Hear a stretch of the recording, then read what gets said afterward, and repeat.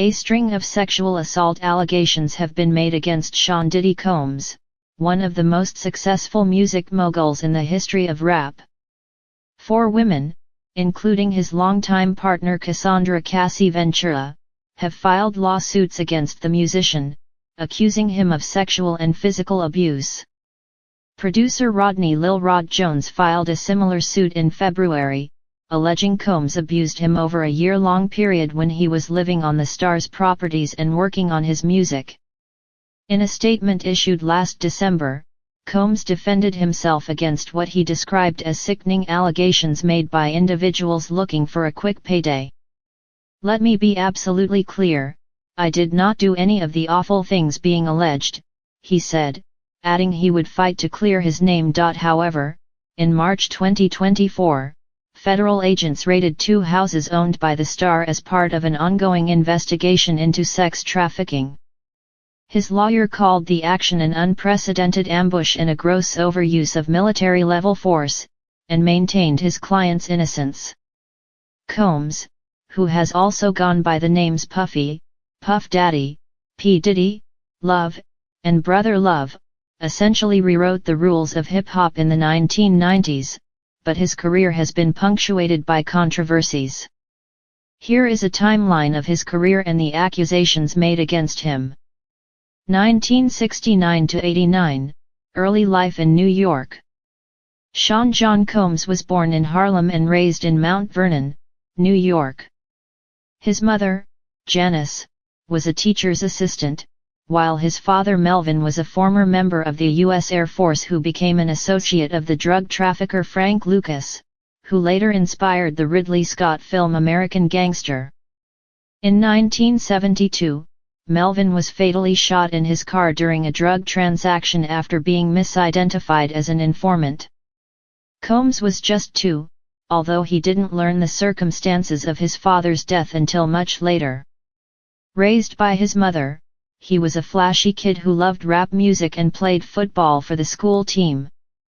As a teenager, he danced in music videos for artists such as Diana Ross and the Fine Young Cannibals. Taking a cue from his mother, who worked multiple jobs to support Sean and his sister Keisha, he also worked 6 separate newspaper delivery routes, before enrolling to study business administration at Howard University. Early 1990s, party plans turn into tragedy. At university, Combs gained a reputation for throwing lavish parties, some of which attracted more than 1,000 guests.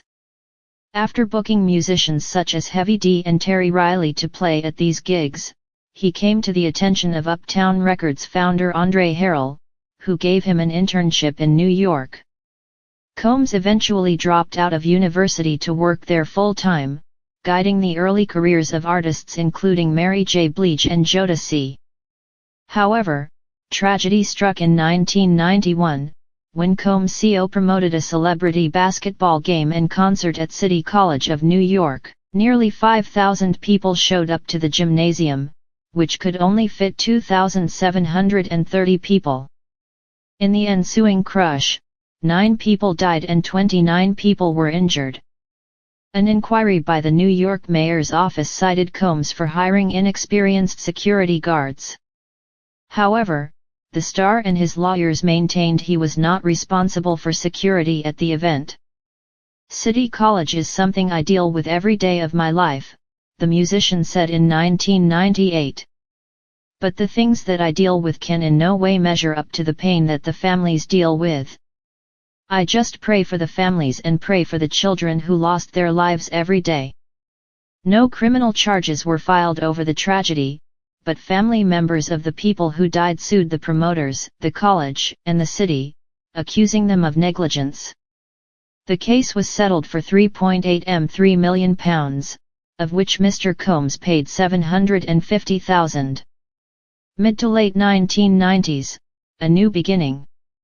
But his relationship with Harrell broke down and Combs was fired.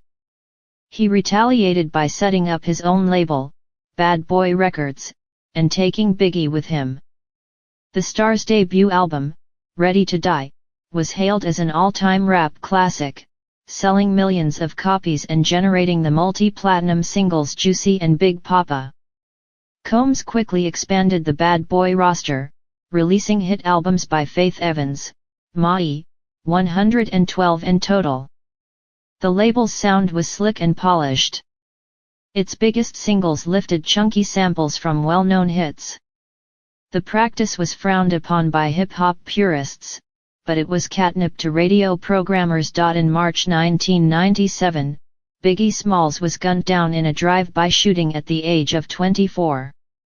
The murder has never been solved, but it has consistently been linked to the East Coast-West Coast rivalry that consumed rap music in the 1990s and which had previously claimed the life of Tupac Shakur.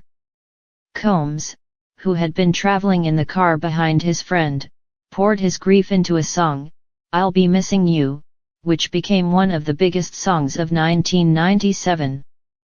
The song, based around the Police's Every Breath You Take, also featured on Combs' debut album, No Way Out, which sold 7 million copies worldwide. 1999, New York shooting.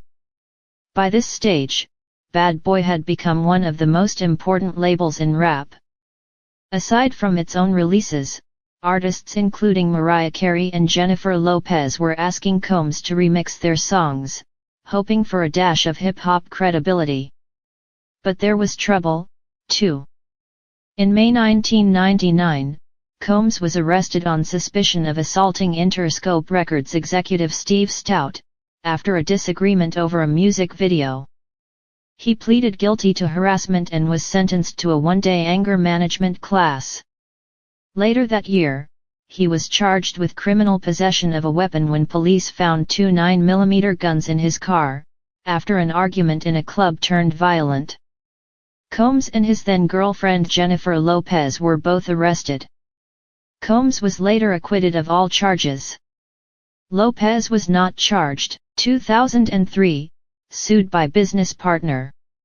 A former president of Bad Boy Entertainment sued Combs in 2003, alleging that his former business partner threatened him with a baseball bat and forced him into signing over his shares in the company. In his lawsuit, Kirk Burrows also says that Combs intimidated Mary J. Blige into dropping him as her manager, and Combs denied the allegations, calling them complete fantasy.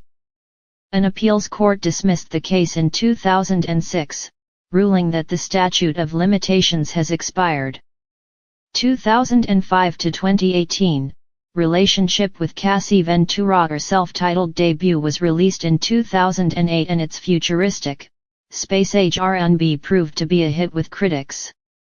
By that stage, Combs and Ventura were in a relationship. But in a civil lawsuit filed in December 2023, she said the mogul had used his position of power to set the groundwork for a manipulative and coercive romantic and sexual relationship. Her lawsuit included multiple graphic descriptions of violent abuse, alleging that Combs regularly beat and kicked Ms. Ventura, leaving black eyes, bruises, and blood. Ventura also alleged sexual abuse and rape, and claimed that many of these incidents were witnessed by Combs' tremendously loyal network, who were not willing to do anything meaningful to stop the violence. Combs strenuously denied the allegations and accused Ventura of trying to extort him. They settled the case a day after it was filed in New York, with Combs' lawyer saying the settlement was in no way an admission of wrongdoing. 2007 to 2024, business ventures. Music took a backseat after 2007, when Combs signed a deal with British drinks company Diageo to promote the French vodka brand, Ciroc, in the US for a 50-50 profit split. His endorsement saw the brand placed in dozens of music videos, including Diddy's own single Ciroc Star, and helped increase sales from 40,000 to 2 million cases per year by 2014. Around the same time, he co-founded the media company Revolt, whose TV channels and websites are described as the unapologetic, authoritative voice of hip-hop culture. Combs' involvement with both companies came to an end in 2023 to 24. He had previously sued Diageo, accusing it of neglecting his brand because of race. 2015, arrested for fighting football coach. In 2015, Combs got into a scuffle with his son's football coach prompted by an argument during training. As the row escalated, Combs allegedly threatened an intern with a kettlebell. He was later arrested and charged with assault with a deadly weapon. The charges were subsequently dropped. A representative for Combs said press accounts of the incident were wholly inaccurate. 2019, Gina Wynn alleges abuse. The first allegations of abuse to surface against Combs came from his model ex-girlfriend Gina Wynn. Although largely unreported at the time, Wynn gave an interview to YouTube personality Tasha K, where she said Combs had been physically abusive and offered her money to get an abortion during their on-off, 5-year relationship. On one occasion, she alleged that Combs had once stomped on my stomach really hard, like, took the wind out of my breath. Combs ended an 8-year musical hiatus with the release of his 5th record. Titled The Love Album, Off the Grid, it featured collaborations with The Weeknd, Justin Bieber, 21 Savage, and Mary J. Blige. The release coincided with Combs being named a global icon at the MTV Awards. In November, the Love album earned the star his first solo nomination at the Grammys, in the Best Progressive R&B Album category. November 2023, 3 lawsuits in the space of 1 week. In the same week as Cassie filed and settled her lawsuit against Combs, 2 more women came forward with claims of abuse and assault. In a complaint filed in Manhattan, Joy Dickerson-Neal accused the star of drugging and sexually assaulting her when she was a college student in 1991. She also claimed he recorded the attack and distributed the footage without her consent. A third woman, Liza Gardner, also filed court papers accusing Combs of coercing her into sex in the early 1990s and then, a couple of days later, choking her so hard that she passed out.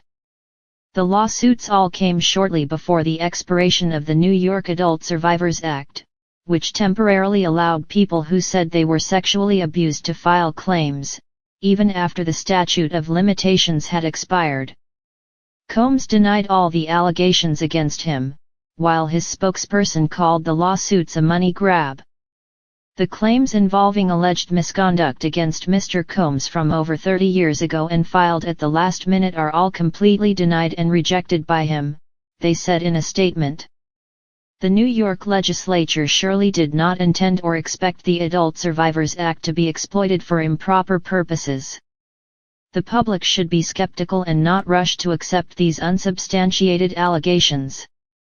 December 2023, underage sex claim. A 4th woman sued in December, claiming she was sex trafficked and gang raped by Combs, former Bad Boy Records president Harve Pierre and another man in 2003, when she was 17 years old. In court papers, the woman alleged she was given copious amounts of drugs and alcohol before the attack and was left in so much pain that she could barely stand or remember how she got home. In response, Combs said he did not do any of the awful things being alleged, while Pierre said the disgusting allegations were false and a desperate attempt for financial gain. The judge in the case later ruled that the woman, who filed her case anonymously, would have to use her real name if she wanted to proceed. December 2023, Diddy's denial. On December 6, Combs responded to the flurry of lawsuits with a statement on his Instagram page. "Enough is enough," he wrote. "For the last couple of weeks, I have sat silently and watched people try to assassinate my character, destroy my reputation and my legacy. Sickening allegations have been made against me by individuals looking for a quick payday. Let me be absolutely clear, I did not do any of the awful things being alleged. I will fight for my name, my family, and for the truth." February 2024, accusations of grooming. Music producer Rodney Jones Jr., who produced 9 tracks on the Love album, sued Combs in February 2024, accusing the star of making unwanted sexual contact and forcing him to hire prostitutes and participate in sex acts with them. In court papers filed in New York, Jones also claimed that Combs tried to groom him into having sex with another man, telling him it was a normal practice in the music industry. Combs' lawyer, Sean Hawley, called the producer nothing more than a liar and described his claims as pure fiction that can be discredited by overwhelming, indisputable proof. 1 month later, federal agents raided 2 properties owned by Combs in Los Angeles and Miami. Computers and other devices were confiscated while officers searched his Californian mansion. Combs was also stopped at an airport in Miami as he prepared to leave for the Bahamas, according to the New York Times. He is said to have handed over a number of electronic devices and was not detained. The Department of Homeland Security said the searches formed part of an ongoing investigation, but it was not clear how their inquiries were related to the civil cases against Combs. His lawyer called the raids a witch hunt based on meritless accusations made in civil lawsuits and said his client was innocent.